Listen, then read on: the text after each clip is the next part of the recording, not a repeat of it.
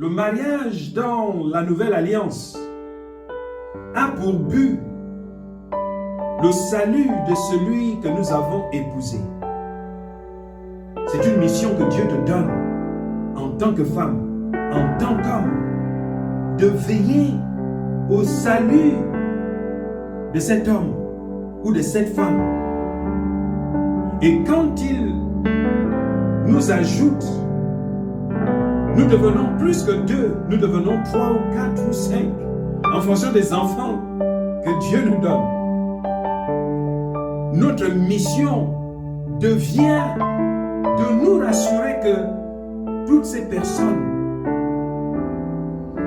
restent dans la maison du Seigneur. Alléluia. Bonjour, bonjour, bien-aimés dans le Seigneur. Bonjour, évangéliste Fabrice Akoma. Bonjour. Bon dimanche chez vous. Que le Seigneur soit béni pour ce talk show de ce matin. Nous revenons encore pour partager sur le thème de comment pratiquer la parole de Dieu en famille. Alléluia. Amen. Le dimanche passé, nous avons élaboré sur Psaume 121 qui disait « Si l'Éternel le bâtit, ceux qui la bâtissent travaillent en vain. » Alléluia. Amen. Nous avons énuméré quelques points et aujourd'hui, nous allons continuer avec le même sujet. Que Dieu vous bénisse. Nous croyons fortement qu'après cette session, beaucoup de familles seront restaurées. Beaucoup de familles sauront comment appliquer la parole de Dieu dans la vie de leurs enfants, dans la vie de leurs conjoints, dans leur vie de tous les jours. Alléluia. Amen. Merci beaucoup, homme de Dieu. Merci pour cette invitation dans la présence de Dieu. Gloire à Dieu. Alléluia. Gloire à Dieu. Donc, aujourd'hui, je voudrais que nous puissions en fait nous focaliser sur la famille comme étant l'Église. Amen. Dans la tête de Dieu. Et lorsque nous regardons dans les Écritures, nous nous rendons compte que la famille en fait occupe une place importante dans le plan de Dieu. Et pour Dieu, en fait, l'Église débute dans la famille. L'Église ne débute pas à l'extérieur, Amen. Comme nous voyons aujourd'hui. L'Église, c'est la famille. Amen. Et la famille, c'est l'Église dans la tête de Dieu. Alléluia. Amen. En d'autres termes, dès lors que nous sommes en Christ et que nous nous retrouvons dans cette institution de mariage, automatiquement nous devons réaliser que nous sommes une église dans la tête de Dieu. Amen. Alléluia. Gloire à Dieu. Le mari a un rôle dans cette église. Il symbolise Christ dans la famille. Amen. De même, la femme devient en fait le symbole de l'église. Elle doit se rassurer que la vision de Dieu est exécutée dans la famille. Les enfants doivent recevoir en fait cette vision de l'Éternel. Ils doivent, le mari et la femme doivent se rassurer que cette église reçoive en fait l'instruction, reçoivent l'enseignement et reçoivent la vision de l'Éternel. Alléluia. Et donc, je voudrais que nous puissions en fait débuter toujours avec notre livre, notre verset, Josué 24, au verset 15. Alléluia. Pourquoi faire de votre famille la maison de Dieu? Pourquoi faire de votre foyer l'église de l'Éternel? Josué 24, le verset 15 dit, « Et si vous ne trouvez pas bon de servir l'Éternel », là Josué en fait s'adresse aux enfants d'Israël qui semblent ne pas apprécier la vérité de l'Éternel, que la famille en fait occupe une place. Alléluia. Et déjà Israël est une famille. Et Israël donne naissance à plusieurs familles. C'est pourquoi il s'adresse à la famille dans laquelle il est né. Il leur dit, si vous ne réalisez pas que la famille est l'église de l'Éternel, moi et ma maison, nous servirons l'Éternel. C'est ce qu'il est en train de dire en quelque sorte ici. Il dit, et si vous ne trouvez pas bon de servir l'Éternel, choisissez aujourd'hui qui vous voulez servir. Ou les dieux que servaient vos pères au-delà du fleuve, ou les dieux des Amoréens dans le pays desquels vous habitez. Moi et ma maison. Alléluia. Il dit moi et ma maison, moi et ma famille. Ça veut dire moi, ma femme et nos enfants. Nous servirons l'Éternel. Voici en fait le niveau de maturité que Josué a. Sa famille savait que même si les enfants d'Israël ne veulent pas servir Dieu, leur famille servira l'Éternel. Alléluia. Voici en fait notre verset de base qui nous donne en fait le message, le vœu de l'Éternel, le désir de Dieu pour le couple, pour la famille, pour le foyer, que ce couple, cette famille, ce foyer doit se consacrer à Dieu. Alléluia. Gloire à Dieu. Donc nous voyons ici que en Israël, de nos jours, il y a plusieurs dieux. Yes. Et la famille doit choisir quel Dieu servir. Il y a plusieurs dieux. Il y a plusieurs dieux, il y a plusieurs doctrines. Donc ici, Josué est en train d'élaborer comme l'homme de Dieu a dit. Ma famille doit servir l'Éternel Dieu des armées. Amen. Le seul et l'unique créateur du ciel et la terre. Alléluia. C'est très important pour les familles de reconnaître quel Dieu vous servez. C'est très important pour les familles de savoir qui vous avez choisi, qui vous allez prier, quelle doctrine avez-vous choisi. Oh, alléluia. Très important. C'est vraiment important. En fait, ce qui est vraiment désolant aujourd'hui, c'est que la division qui est en fait alimentée par le diable a fait en sorte que beaucoup de familles en Christ trouvent difficile en fait de fonctionner comme l'Église de Christ. C'est pourquoi en fait c'est un challenge pour le mari de passer des temps de prière avec la femme. C'est difficile pour eux même d'avoir un temps de prière, un temps de méditation, un temps de partage, un temps de jeûne avec la famille. C'est vraiment difficile. Le diable fait tout pour nous garder dans la discorde, dans la division. Dans la distraction. Exactement. Donc, c'est l'œuvre de l'ennemi. Et lorsque le mari et la femme s'accordent et se disent non, nous sommes la maison de Dieu, nous sommes la famille de l'Éternel et nous sommes son Église, Dieu doit nous bâtir. Nous allons nous mettre ensemble. Nous allons en fait faire de notre foyer la maison de l'Éternel. Et là, il n'y a pas de différence entre là où vous allez chaque dimanche et la maison. C'est exactement ce que vous voyez chaque dimanche que vous devez faire chez vous. Amen. Le mari est effectivement l'homme à qui Dieu a donné l'instruction de diriger le foyer, de diriger la famille. Il doit se consacrer pour le faire. Il doit enseigner la parole de Dieu. Ce n'est pas une décision, ce n'est pas l'option, c'est l'obligation. Alléluia. C'est l'obligation. Il est obligé de le faire parce que sa famille n'est pas en réalité sa famille. Oh, écoutez cela. Sa famille n'est pas sa famille. Sa famille, c'est la maison de Dieu. Ce qui nous emmène à voir qu'il y a une certaine crainte que le mari doit avoir. Une certaine crainte que la femme doit avoir, que Dieu a fait de moi l'Église. Je symbolise l'Église. L'Église doit se soumettre à Christ. Et l'Église doit se rassurer de prendre soin des âmes de l'assemblée. Vous voyez? Donc c'est un ministère à deux niveaux. Un ministère envers le mari et un ministère envers les enfants. Ce qui emmène la femme à marcher dans la crainte de l'Éternel. Oh Seigneur.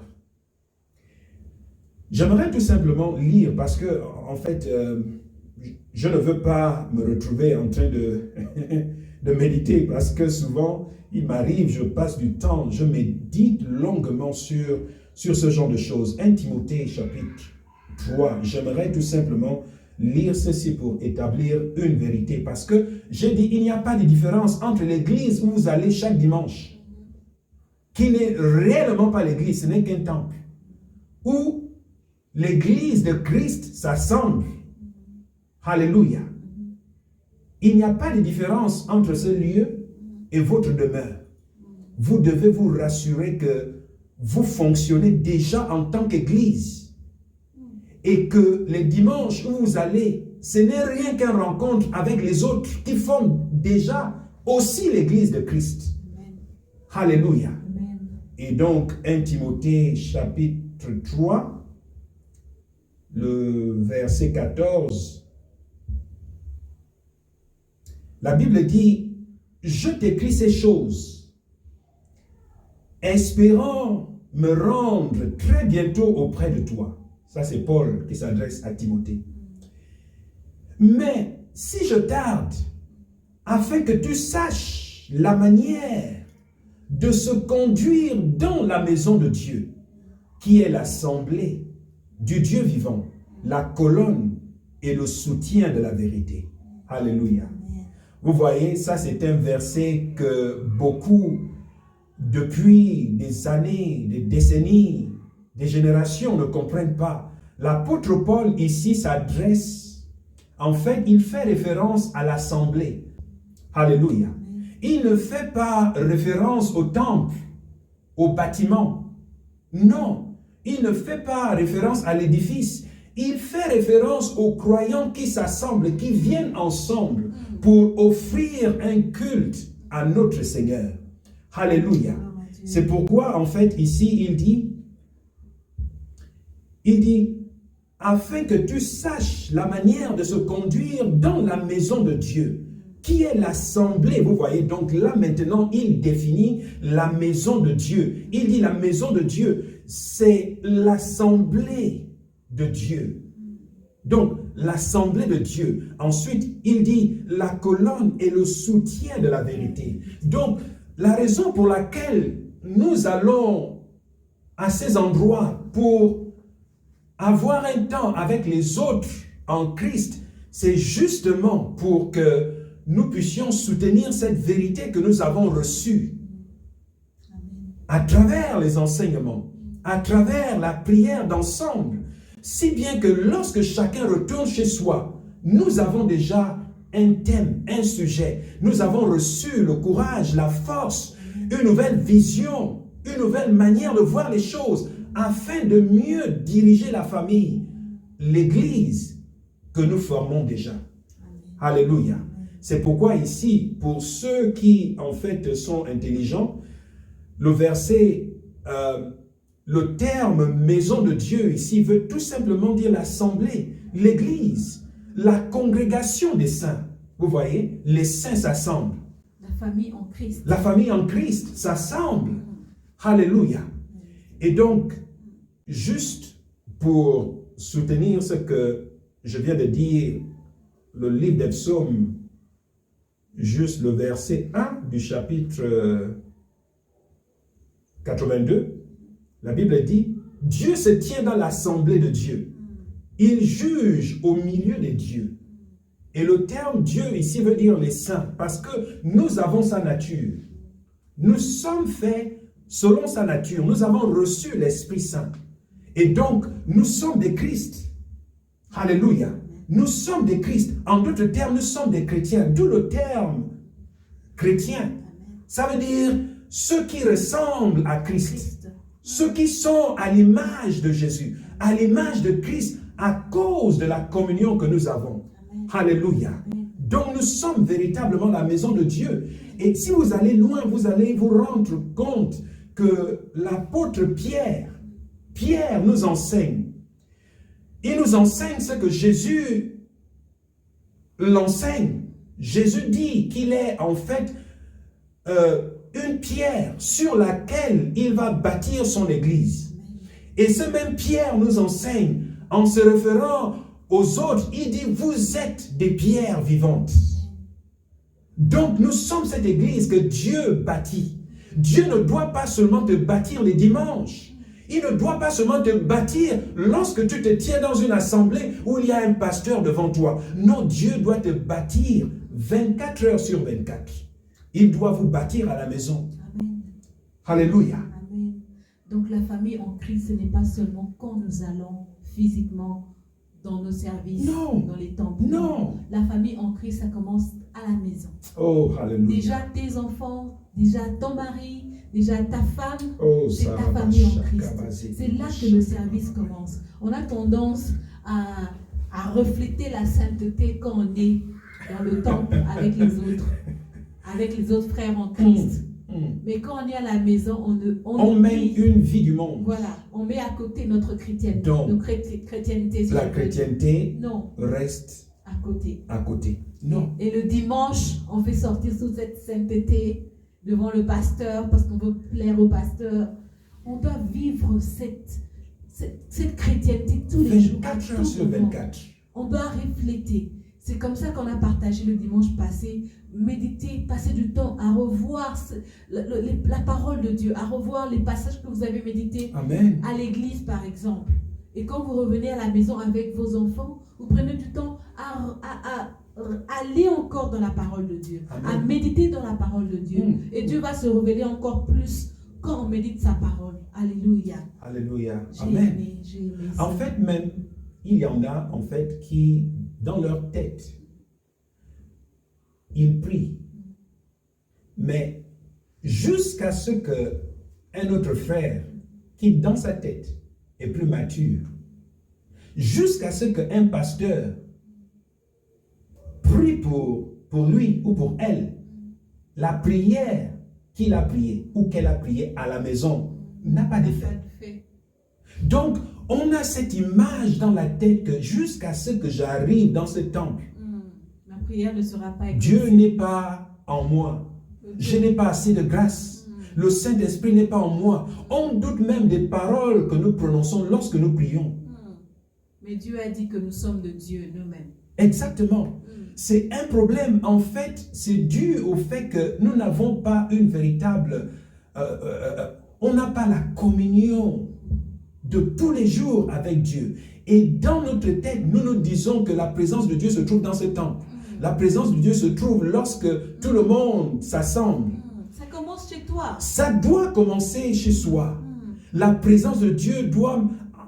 En fait, dans notre tête, nous devons accepter, réaliser et développer cela, cultiver cela, que l'Église, c'est d'abord nous.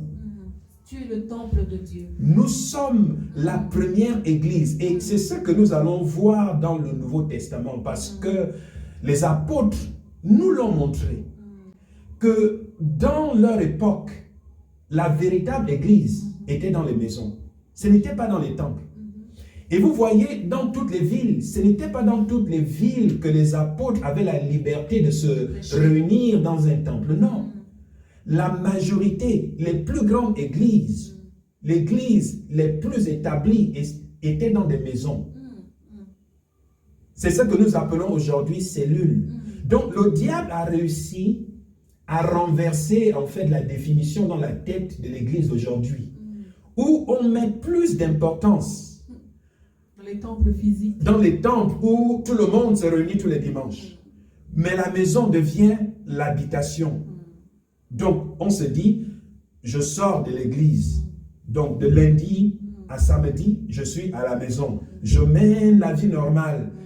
Je pêche. Oh, j'irai vite me sanctifier dans le temple. Non, c'est le contraire. C'est le contraire. Nous devons marcher dans la sanctification parce que nous sommes l'église de Christ dans notre foyer. Alléluia. Est-ce que nous pouvons prendre des exemples des frères dans la Bible qui ont utilisé leur maison comme église pour que le corps de Christ en bénéficie. Alléluia. Et nous allons même voir que ces églises, ce n'était pas forcément le fait d'inviter les amis ou les âmes pour venir. Non, c'était d'abord ceux de la maison.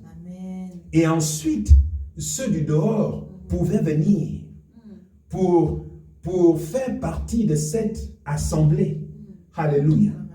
Donc, j'aimerais que nous puissions nous plonger dans les Écritures juste pour vous montrer en fait des exemples dans la Bible pour soutenir ce que nous venons de dire. En fait, si on devait s'arrêter là, le message est passé. Le message, c'est que vous êtes la véritable Église. C'est pourquoi, avant de lire ceci, pour ceux qui comprennent, la raison pour laquelle Dieu a permis les confinements dans le monde, et il a même fait en sorte, il a laissé les gouvernements fermer les églises, à des moments même entrer dans des églises, comme ici en Afrique du Sud, où la police entrait dans les églises pour frapper et les pasteurs, les membres de congrégation. C'est des choses qui se déroulaient ici. La raison pour laquelle Dieu a permis cela était parce que dans la tête de Dieu, la famille est la véritable église. Et c'est ça là, en fait, qui doit entrer dans la tête de nos dirigeants d'église. Que la véritable église commence dans la famille. Ce n'est pas les dimanches. Ce n'est pas les dimanches.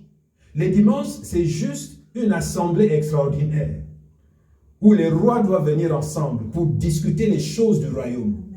Donc, nous nous assemblons ensemble pour que chacun apporte son témoignage de ce que Dieu a fait dans votre vie. Durant la semaine. Durant la semaine. Et non aller dans ce temple pour recevoir un miracle. Non, c'est le diable. C'est pourquoi, vous voyez, les chrétiens ne sont pas effectifs aujourd'hui. Les chrétiens ne sont pas efficaces. Il n'y a pas d'efficacité dans la vie des chrétiens parce que dans notre tête, nous vivons religieusement. Alléluia. Donc c'est pourquoi Dieu a permis les confinements. Et c'est pourquoi ceux qui avaient la révélation n'ont jamais eu de problème. Vous allez vous rendre compte que tout au long de ces confinements, Maïzoé était toujours, on était toujours live. On avait toujours des cultes parce que Dieu nous l'a montré depuis le début.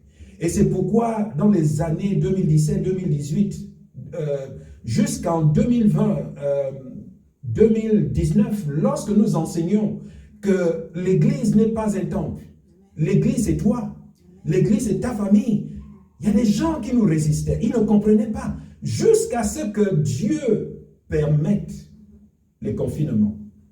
Vous voyez? Et là, ce n'est qu'un avertissement, le pire arrive.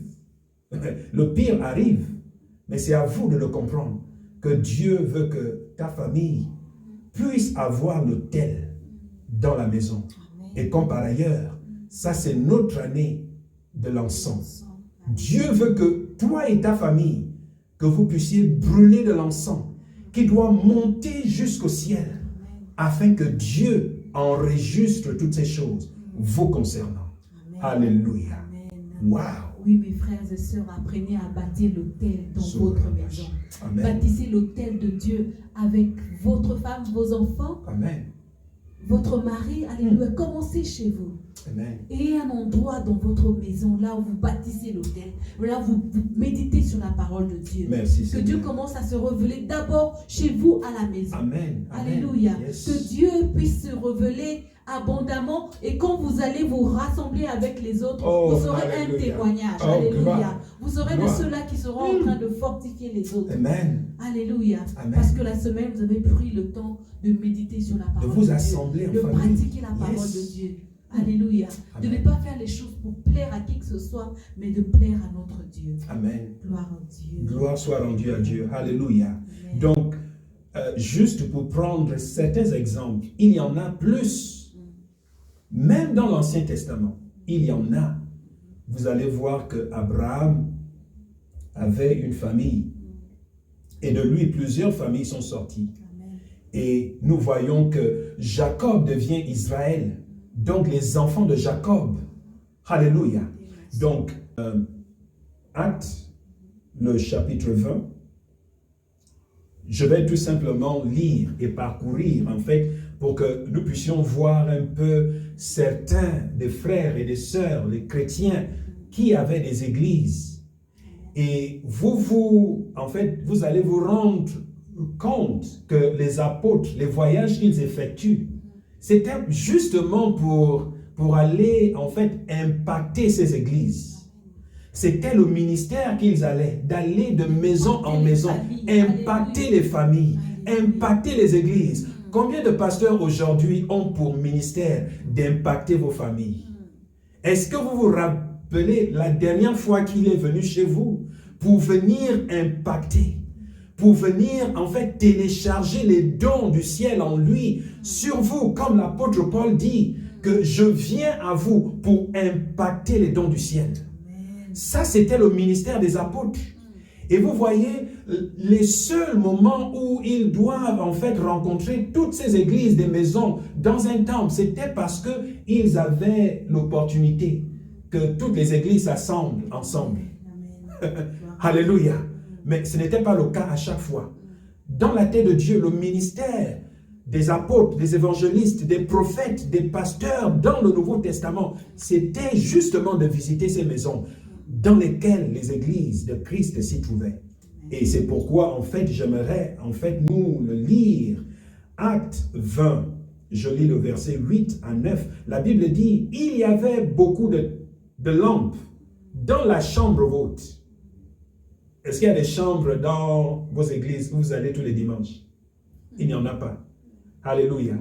Vous allez voir le temple en Israël, dans le temps du nouveau, en fait, le temps de Christ et des apôtres, il n'y avait pas de chambre. Donc, vous comprenez qu'il s'agit d'une maison ici. La Bible dit, il y avait beaucoup de lampes, donc assez de lumière, dans la chambre haute, où nous étions assemblés, vous voyez.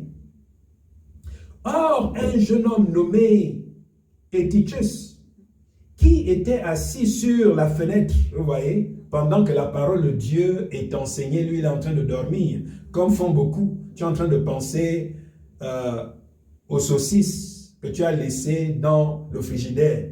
Au lieu de concentrer en fait ton esprit à recevoir la parole de Dieu, ton esprit est ailleurs. La Bible dit, or un jeune homme nommé Eutychus, qui était assis sur la fenêtre, s'endormit profondément, alors que le long discours de Paul était en cours.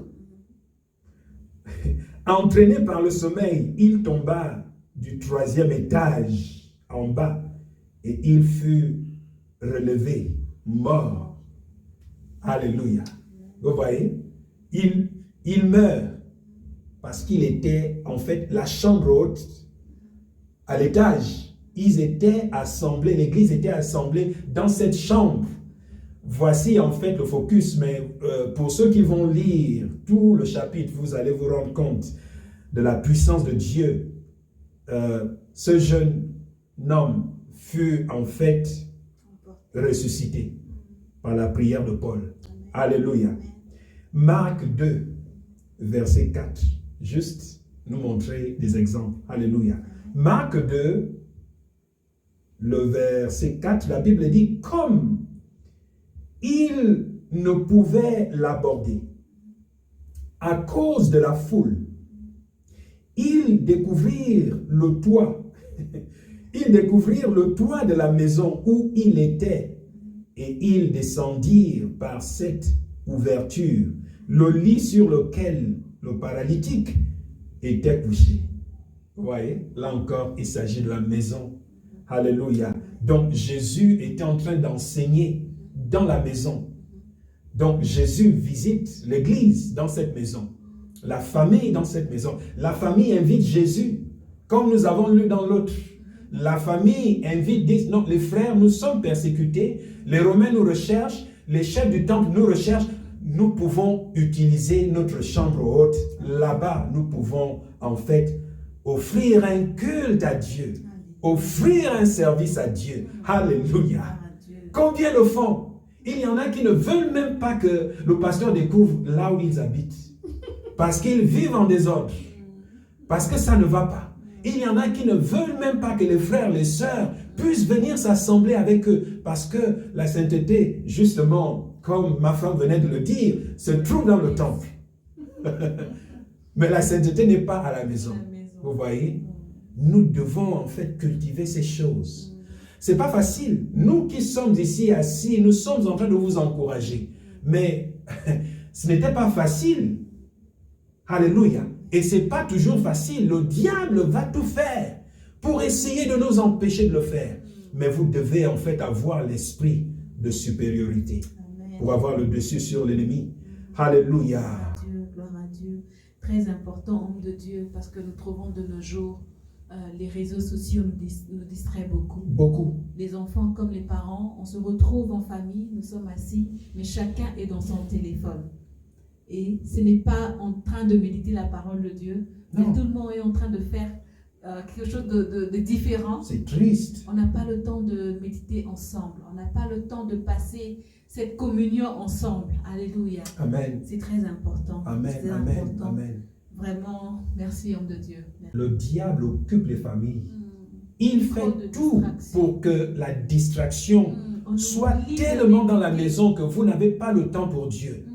Nous avons le temps. En fait, cette chair dans laquelle nous fonctionnons a le temps pour les films, a le temps pour les réseaux sociaux, a le temps pour toutes ces choses, mais n'a pas le temps pour Dieu. Même pas le temps pour chacun d'entre nous. Individuellement, même pas le temps pour que toi, individuellement, tu ouvres la Bible. Non, tu n'auras pas le temps. Le diable ne te donnera jamais le temps. Beaucoup le disent, non, vous voyez, je suis occupé, je travaille toute la journée, j'ai des réunions et quand je rentre, je suis épuisé. Mais quand auras-tu le temps pour Dieu? Et vous voyez, le temps pour Dieu ne viendra pas comme ça. Non. On doit le crier. On doit le crier.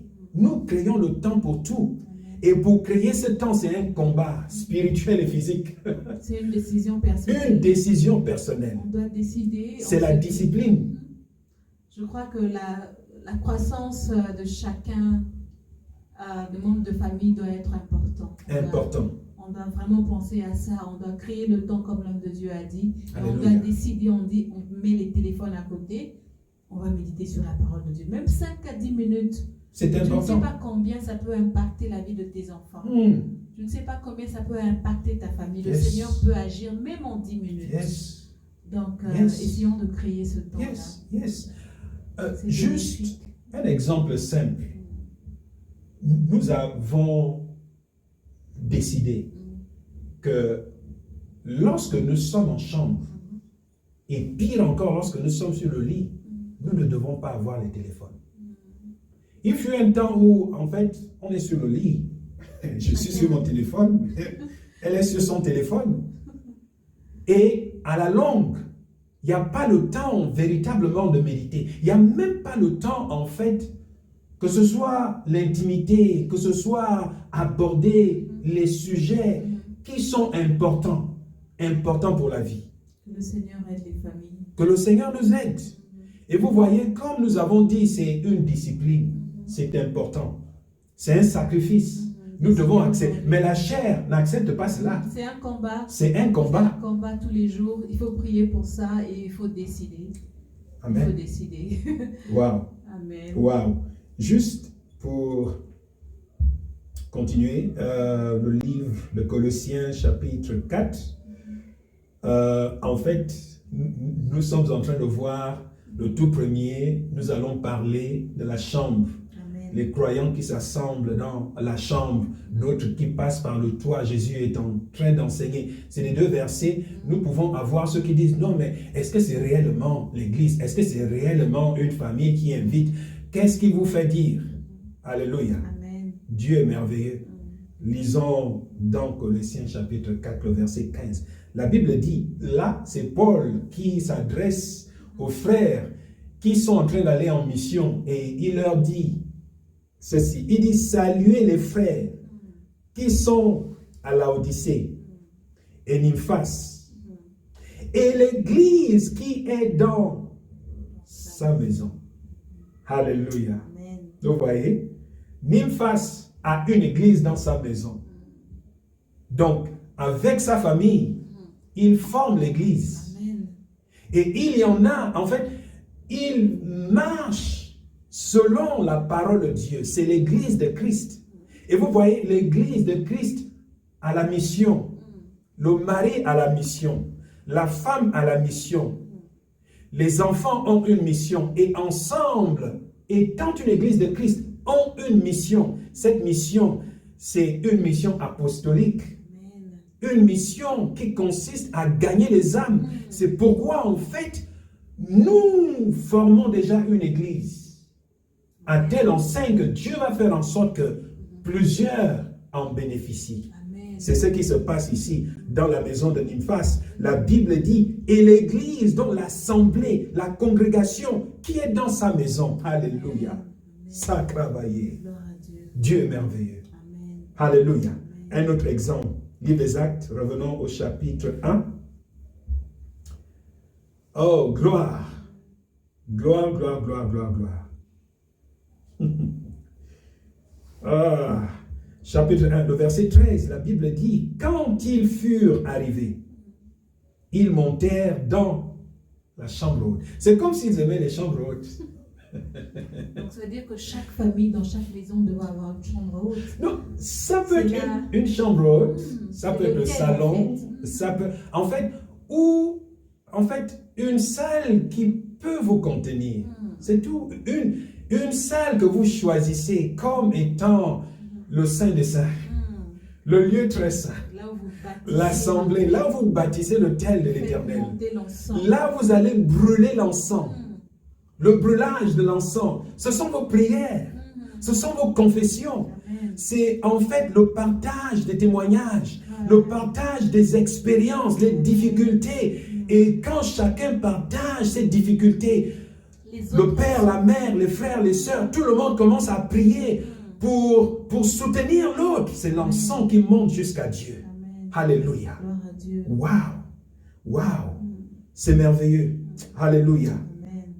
Et donc, Actes, chapitre 1, verset 13, la Bible dit, quand ils furent arrivés, ils montèrent dans la chambre haute où ils se tenaient d'ordinaire. Vous voyez, donc c'était une habitude. Ils s'y tenaient d'ordinaire. Donc, chaque jour ou régulièrement, ça peut être tous les mardis, tous les lundis, tous les mercredis, tous les samedis, en fonction du temps que vous choisissez. Il y en a qui choisissent tous les jours. Gloire soit en Dieu, il nous inspire. Mais vous pouvez choisir un jour, pas le dimanche, où vous devez vous rencontrer avec les autres. Mais vous devez avoir un jour en famille, où vous devez exercer votre ministère, l'appel que Dieu a sur vous, en tant que mari, en tant que femme.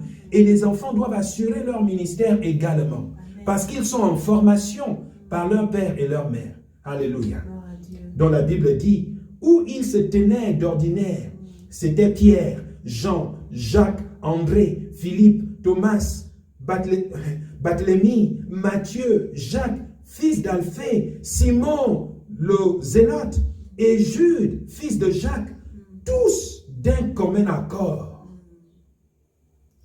étaient en persévérance dans la prière avec les femmes et Marie, mère de Jésus, et avec les frères de Jésus. Vous voyez, c'était une assemblée.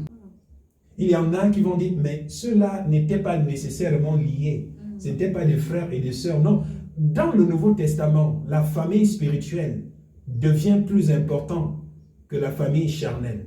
C'est pourquoi vous allez voir Jésus s'adresse à sa mère qui le met au monde. Il lui dit, femme, pourquoi me cherchez-vous? Ne savez-vous pas que je dois m'occuper des affaires de mon père? Est-ce que vous voyez? Donc son père, c'est Dieu. Et plus tard, il s'adresse à l'assemblée. Oh, un d'entre vous essaye de faire des déclarations de la sorte. Vous aurez des problèmes avec votre maman ou avec votre papa. Les gens vont vous traiter d'impoli. Il dit, on vient lui dire, mais il y a ta mère et ton père qui te cherchent. Il dit, qui est ma mère? Qui est mon père? Qui est ma soeur? Ma mère, mon père, ma soeur ou mon frère, c'est celui-là qui fait la volonté de Dieu. Ça veut déjà dire que ceux qui le cherchaient étaient des gens en faute. Ils étaient censés être là pour recevoir la parole de Dieu. Voici l'enseignement de Christ. Donc, le lien spirituel devient plus important à cause du fait que ce lien va faire en sorte que vous ne soyez au ciel qu'avec ceux avec qui vous avez partagé la foi. Ceux qui ont le Saint-Esprit. Si votre père n'est pas en Christ et qu'il meurt, c'est désolant de le dire, il ne sera pas au ciel. C'est l'enfer. Vous ne le verrez plus. Alléluia. Donc le lien spirituel est important. C'est pourquoi Dieu veut bâtir en vous une famille spirituelle. Acte 2, je lis le verset 1. La Bible dit, le jour de la Pentecôte, vous voyez même, le Saint-Esprit ne descend pas dans les temples. Ceux qui pensent que la présence de Dieu se trouve dans ce grand temple qui abrite 200 personnes, 300 personnes. Ce n'est pas là-bas que le Saint-Esprit est descendu, non. Le Saint-Esprit est descendu sur les apôtres dans une maison. Une maison. Alléluia. Et c'est ce que nous allons lire ici. Acte 2, verset 1. La Bible dit, le jour de la Pentecôte, ils étaient tous assemblés dans le même lieu. Tout à coup, il vint du ciel un bruit comme celui d'un vent impétueux. Et il remplit toute la maison où ils étaient assis.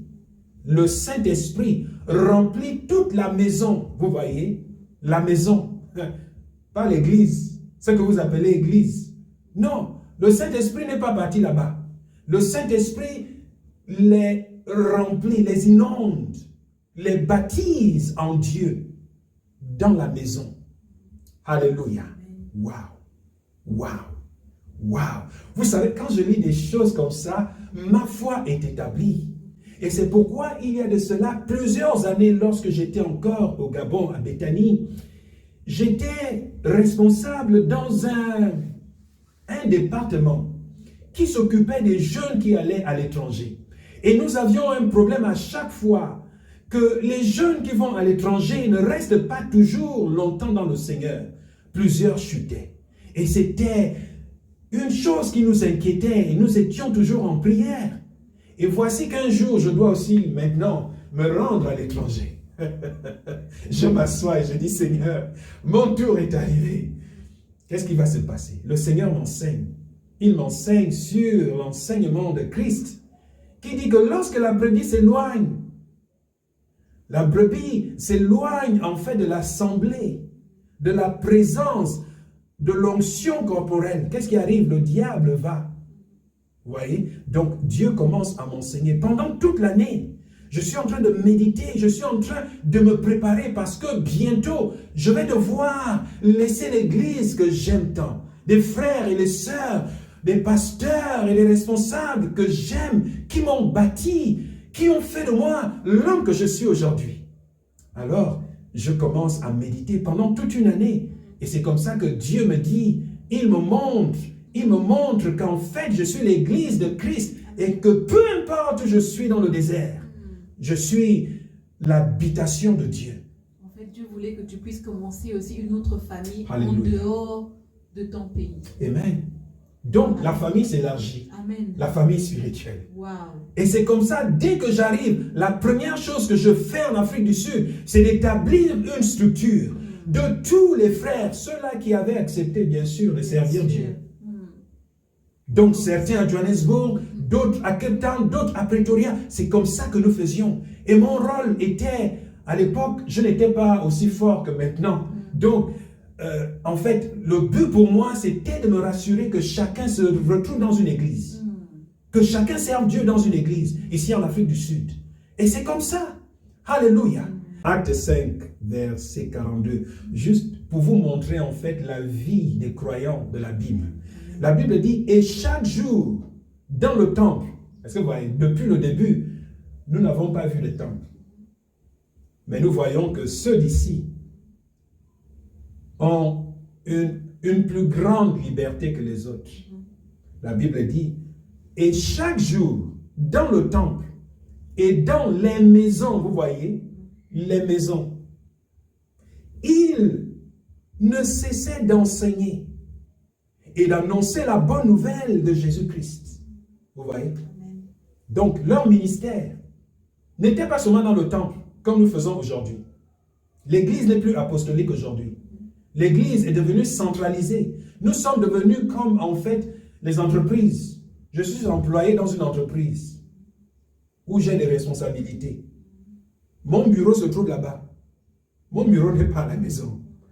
Mon bureau se trouve là-bas, donc je dois m'y rendre. C'est là-bas que se trouve mon bureau.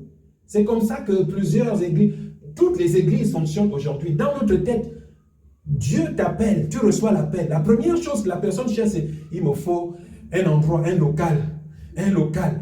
Donc, depuis 1977 jusqu'en 2023, c'est là-bas qu'il prêche. Tous les micros du temple le connaissent. Les micros ne le connaissent pas dehors. Personne ne le connaît dehors, si ce n'est qu'à la télévision. Personne ne le connaît dehors, si ce n'est que dans ce temple. La Bible dit, et chaque jour, dans le temple, vous voyez, un seul temple, et dans les maisons, ils exerçaient le ministère. Il y en a qui sont ignorants, qui ne comprennent pas. Ils vont dire, mais ici, ça veut dire qu'ils avaient une église. Donc, ils avaient une église et ensuite, ils avaient des cellules. Non, non, non. Il n'y a pas un verset biblique qui parle de cellules dans le Nouveau Testament. Tous les versets parlent en fait de l'église. Et l'église, ce n'est pas les 4 murs que nous avons, ou le toit. Ce n'est pas le bâtiment. L'église, c'est les disciples. Vous êtes les disciples de Christ. Donc, Dieu vous bâtit. L'église ne s'assemble pas. Et c'est ce que nous sommes en train de voir. Est-ce que nous pouvons lire? La Bible dit, et chaque jour, dans le temple et dans les maisons, il ne cessait d'enseigner et d'annoncer la bonne nouvelle de Jésus-Christ. Acte 12. Allons-y dans le livre des Actes. Le verset 12, chapitre 12, verset 12. La Bible dit, après avoir réfléchi, il se dirigea vers la maison de Marie, mère de Jean, surnommée Marc, où beaucoup de personnes étaient réunies et priaient. Vous voyez, dans la maison de Marie. Marie avait utilisé sa maison pour l'église. Et quand je dis pour l'église, ça veut dire pour l'assemblée des saints. L'église veut dire assemblée des saints. Église veut dire congrégation des saints. Église veut dire le rassemblement des saints. Donc, c'est le corps spirituel que Dieu bâtit. Alléluia. Romains 16. Nous sommes en train d'évoluer. Romains 16, verset 5. La Bible dit, saluez aussi l'église. Comment tu peux saluer l'église? Moi, je proviens d'une église au Gabon. C'est l'église Bethany. Comment? Salut Bethany. Alléluia. Il ne s'agit pas des bâtiments. Il s'agit en fait des membres qui s'assemblent à Bethany. Donc les chrétiens, ça veut dire toi et moi. C'est pourquoi la Bible dit, saluez aussi l'église qui est dans la maison. Vous voyez? Donc il y a une église dans la maison. L'église qui est dans la maison, saluez. Ensuite, maintenant, il veut saluer une personne en particulier. Il dit, saluez Épénète, mon bien-aimé, qui a été pour Christ les prémices de l'Asie. Vous voyez? Donc, c'est le premier à se convertir en Asie. Alléluia. Donc, il est les prémices de l'Asie. Donc, le premier fruit de Christ en Asie. Alléluia. 1 Corinthiens chapitre 16, le verset 19, la Bible dit, dans vos différentes versions bibliques, le mot diffère. Il se peut que là, ce soit église, ou ailleurs, que ce soit le mot assemblée ou congrégation, peu importe. Je vous ai dit, c'est la même chose. Alléluia. La Bible dit, les assemblées de l'Asie. Vous voyez? Donc, non seulement il est le premier, donc c'est le premier à se convertir, le premier à recevoir Christ en Asie, mais à partir de lui, plusieurs autres sont nés en Dieu. C'est pourquoi 1 Corinthiens 16, maintenant la Bible dit, les assemblées de l'Asie vous saluent, Aquilas et Priscilla, avec l'assemblée qui se réunit dans leur maison. Ça veut dire l'église qui se réunit dans leur maison. vous salue affectueusement dans le Seigneur. Alléluia. Wow. Wow. Est-ce que tu peux nous lire le dernier verset dans 1 Timothée 3, juste entre le verset 4 et le verset 5? Amen. Alléluia. En conclusion. Au nom de Jésus, je veux lire.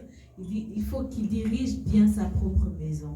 Amen. Et qu'il tienne ses enfants dans la soumission. Yes. Et dans une parfaite honnêteté. Amen. Car si quelqu'un ne sait pas diriger sa propre maison, comment prendra-t-il soin de l'Église de Dieu? Donc, comment prendras-tu soin du peuple de Dieu qui s'est réuni chez toi? Wow. Comment prendras-tu soin de ceux-là que le Seigneur a appelés? Alléluia. Alléluia. Donc, ça va commencer dans notre maison. Dans la maison. Voici la volonté de Dieu. Et vous voyez, ce n'est pas des déclarations que nous faisons. C'est la volonté de Dieu. C'est la parole de Dieu.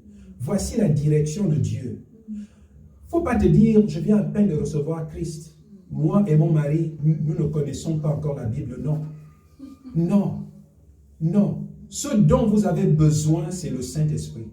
La Bible dit que si cet esprit habite en vous, vous voyez, donc s'il habite en vous, vous êtes une nouvelle espèce en Christ. Amen. Vous êtes la famille de Christ, Alléluia. la famille de Dieu.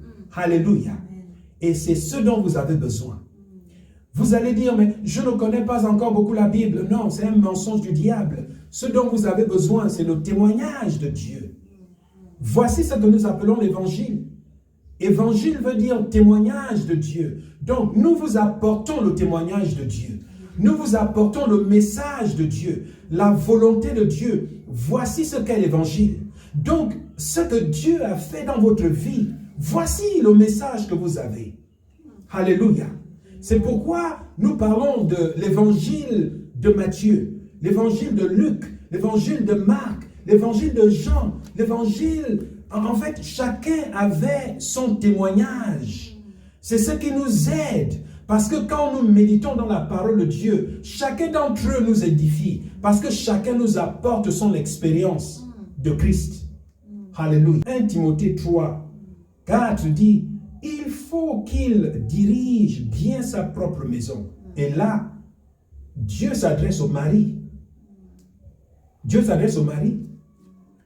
Il y a des maisons en Christ où le mari n'est pas consacré à Dieu, mais c'est la femme qui dirige les choses. Vous êtes en danger. Vous êtes en danger. Dieu n'a pas donné en fait à votre femme de diriger. Si vous êtes marié et que c'est votre femme qui dirige la maison, vous avez des problèmes. Vous devez en fait vous consacrer à Christ. Alléluia. Vous devez vous consacrer à Christ. Et ne vous dites pas, non, en fait, ma femme est plus dynamique que moi. Non, non, elle est dynamique parce que Dieu veut qu'elle dirige les choses. Elle est dynamique parce que Dieu veut qu'elle puisse vous soutenir. Mais vous, dans toute votre douceur, Dieu veut que vous dirigez. Amen. Si la douceur est votre personnalité, que votre maison soit douce. Alléluia. Amen. Si votre voix n'a pas aussi de volume comme celle de votre femme, que votre maison puisse avoir ce volume si doux, qui va faire en sorte que tous vos enfants soient doux. Donc, utilisez le caractère que Dieu vous a donné. Alléluia. Si ce n'est qu'un seul verset que vous connaissez, utilisez ce verset. Vous voyez comment, en fait, regardez un peu l'impact d'Adam. Adam déclare, déjà, il est à la recherche d'une aide. On ne sait pas, peut-être c'était plusieurs années, jusqu'à ce que Dieu finalement dise, il n'est pas bon que l'homme soit seul. Et qui, en fait, Adam dit, voici cette fois, voici sa déclaration que nous enseignons de génération en génération jusqu'à aujourd'hui. Lorsque nous célébrons le mariage, voici cette fois-ci, celle qui est os de mes os, chair de ma chair. Vous voyez?